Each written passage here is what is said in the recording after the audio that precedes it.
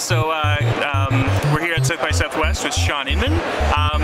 Tell us a little bit about yourself, Shaun. Well, I'm a web designer, web developer. Got a couple of products called Mint, which is a web stats application, not to be confused with the personal finance application. And another one called Fever, which is a feed reader for people who are just fed up with their feeds. And right now I'm working on a game for the iPod Touch called Mimeo and the Kleptopus King. Awesome. And you've done games before on the iPod Touch and the iPhone, right? I've done one called Core Vacui.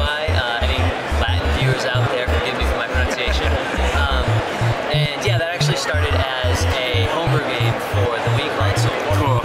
And I ported it to the iPhone. Nice. Your games all have this like strong kind of pixel-based visual style. Can you talk about that inspiration, like why that is? Yeah. I grew up with the NES and Super Nintendo.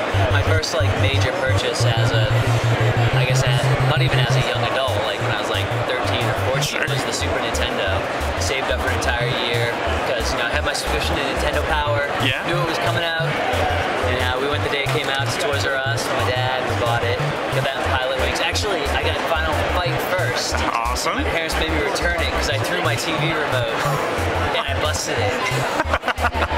Yeah, so I'm definitely into the old school, not the old school, but the NES, the 8-bit, Genesis, and Super Nintendo games. So talk a bit about Mimeo. I've seen it. I've got a little bit of hands-on with it. It's the controls and stuff are really clever the way you overlay. One of my problems with kind of iPhone games is often the controls are in a corner of the screen and it really just your thumb gets in the way. Do you know what I mean of that?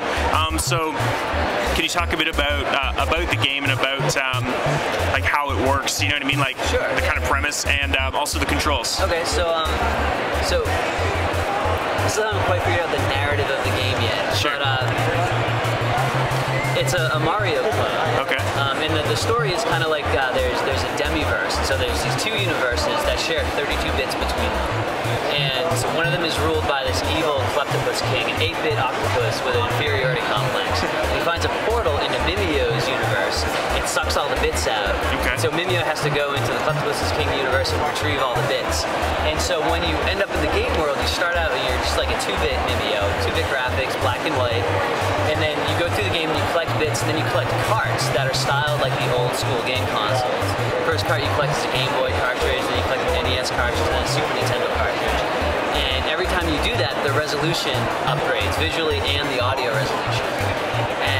And so it starts out black and white, goes to like the four color sort of pasty green, and then you get the 8-bit graphics with the limited palette, and then you get 16-bit where color is no object sort of thing. And the way the controls work is I'm actually upscaling the graphics 200%, so I'm actually designing the game at the same resolution as a Game Boy Advance game. Okay. And the idea of the control is to minimize the amount of space that your hands take up on screen while you're controlling it. Right. And so you touch in the direction you want to run, and then you'll walk in that direction, you can switch to the other side, and then the top 2 corners are jump, and then the bottom 2 corners are the action button. Cool. And so you can run, and the directional buttons are sticky, so you can slide up to jump, or you can slide down